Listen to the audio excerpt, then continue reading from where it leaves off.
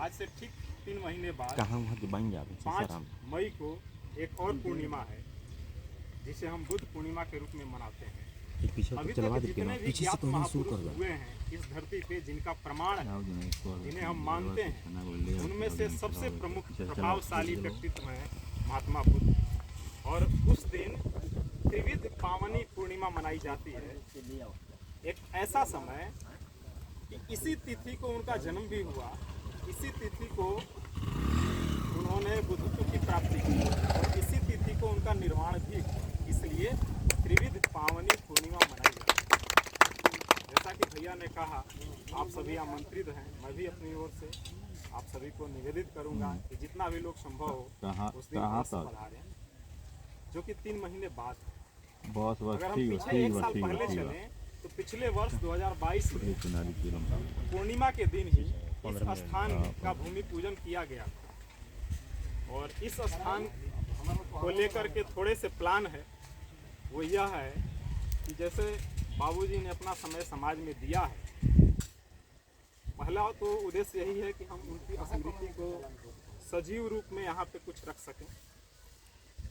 दूसरा, हम लोग बाहर रह रहे हैं, नौकरी करने के लिए बाहर रह रहे हैं और आज समझ पा रहे हैं, आप सब भी देख रहे होंगे कि अब जिस स्वरूप में पहले हम लोग नौकरी प्राप्त कर चुके हैं या कर रहे थे, अब वो मिलने वाला नहीं है। अब एक ही उपाय है कि हम स्वरोजगार की ओर कदम बढ़ाएं और न सिर्फ स्वरोजगार की ओर बल्कि स्वास्थ्य की ओर भी हम धीरे धीरे कदम बढ़ाएं। हमारे जीवन में 2 बड़े ही महत्वपूर्ण घटनाएं हैं, एक नौकरी पाना, काम धंधे लेना और दूसरा रोजगार प्राप्त करना। तो इस स्थान का निर्माण इस उद्देश्य से किया जा रहा है। हमारे जेहन में कुछ प्लानिंग है, मैं संक्षेप में थोड़े से प्लानिंग को शेयर करना चाहूँगा। सबसे पहला हमारा उद्देश्य है हम स्वस्थ रहने के लिए एक ऐसे स्थान का निर्माण करें जहाँ पे हम अभ्यास कर सकें, घूम सकें, टहल सकें, यहाँ पे योगाभ्यास किया जा सके। हम ओपन जिम का कंसेप्ट लेकर के आएंगे। ओपन जिम भी रहेगा, युवाओं को आकर्षित करता है। तो पहले ये जो पॉन्ड का निर्माण किया जा रहा है, इसे आगे हम स्विमिंग पूल के रूप में कन्वर्ट करेंगे।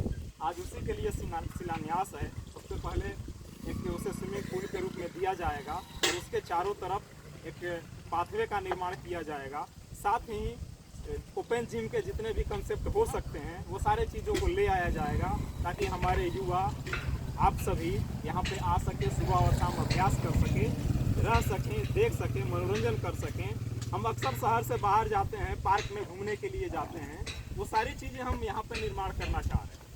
जितना भी संभव होगा, थोड़ा सा वक्त जरूर लगेगा लेकिन धीरे धीरे हम उसे अवश्य ही करेंगे। दूसरा हमारा उद्देश्य स्वास्थ्य को लेकर के ही है। हम यहाँ नेचुरोपैथी का एक सेंटर डेवलप करने की ओर अग्रसर हो रहे हैं धीरे धीरे। उसमें वक्त लगेगा। आज हम ड्रग थेरेपी के वजह से जितनी ज़्यादा समस्याएं उत्पन्न कर रहे हैं, जैसे अभी रत्नम जी ने बताया, यूरिया खाद, DAP कीटनाशक की वजह से जो हमारा एग्रीकल्चर है वो पूरी तरह से डिस्ट्रॉय हो रहा है। हम भरपूर खाना खा रहे हैं, अच्छा भोजन कर रहे हैं, लेकिन वो एनर्जी का ट्रांसफ़र हमारे अंदर नहीं हो रहा है।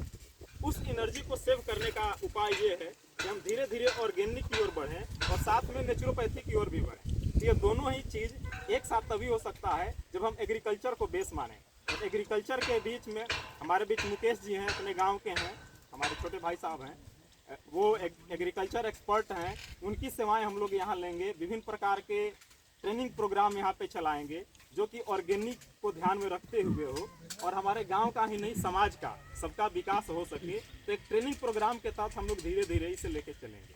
तीसरे चक्र में हम लोग प्रयास करेंगे इंस्टीट्यूशन डेवलप करने का। अभी कल ही वार्ता हो रही थी लाइब्रेरी डेवलप करने का।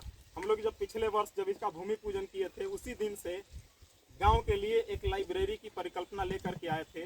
उस दिन से पिछले वर्ष बुद्ध पूर्णिमा से लगातार पत्र पत्रिकाएं मंगाई जा रही है, जो कि आश्रम में मंगाई जाती है। इस स्थान को लेकर के हमारे मन में जिज्ञासा थी कि हम एक लाइब्रेरी यहाँ पे खोलेंगे। सौभाग्य से माननीय मंत्री महोदय ने कल, मुरारी गौतम जी ने कहा कि पंचायत में लाइब्रेरी खोलनी है। हम लोगों के लिए सौभाग्य है कि वो खुले। हम भी यहाँ पे चाहेंगे कि एक स्तरीय जो स्वास्थ्य से संबंधित हो, एग्रीकल्चर से संबंधित हो या अन्य विषयों से संबंधित हो, हायर एजुकेशन से संबंधित हो, उस स्तर की लाइब्रेरी यहाँ पे खोली जाए। उसके लिए हम लोग लगातार प्रयास करेंगे।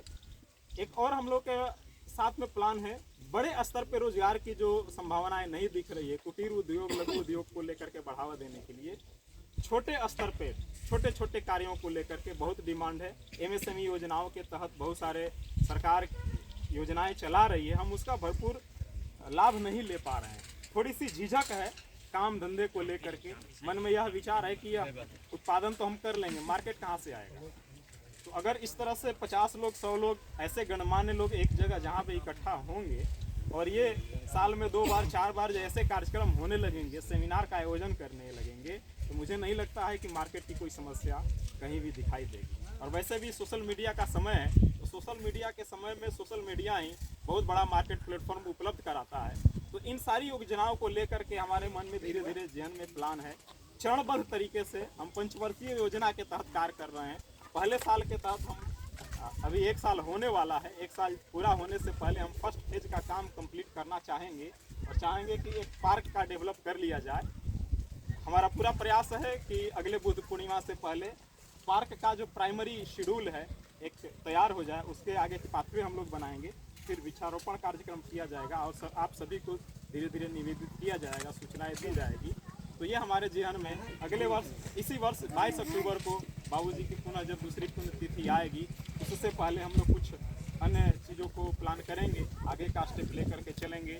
यहाँ पे एक निकट भविष्य में एक मैरिज लोन, मल्टीपर्पस लोन मैं उसे कहूँगा, वो बनाने का प्रोग्राम है, हम उसे भी बनाएंगे और इंस्टीट्यूशन के रूप में डेवलप करेंगे। और सबसे लास्ट में जो हमारा ध्येय है नेचुरोपैथी सेंटर के रूप में डेवलप करने का, उसे हम डेवलप करेंगे।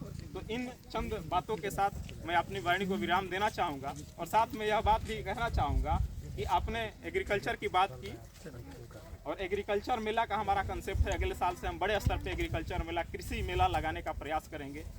छोटा सा स्वरूप के रूप में औपचारिकतावश ये कार्यक्रम किया गया है। हम जानते हैं कि बड़े स्तर पे हम इसे नहीं कर पाए हैं, लेकिन शुरुआत हो गई है, विचारोपण किया गया है, तो इसे बड़े स्तर देने में हमें समय नहीं लगेगा और आप सबका सहयोग मिलेगा तो अगले वर्ष हम एग्रीकल्चर मेला का यहाँ पे आयोजन करेंगे।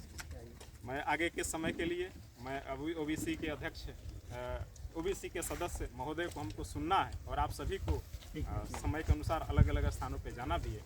तो इसी के साथ मैं अपनी वाणी को विराम देता हूँ। आप सभी को नमस्कार। पुनः निवेदन करूँगा आप सभी अगले बुद्ध पूर्णिमा को जिनसे जितना संभव हो अवश्य ही पधारने का प्रयास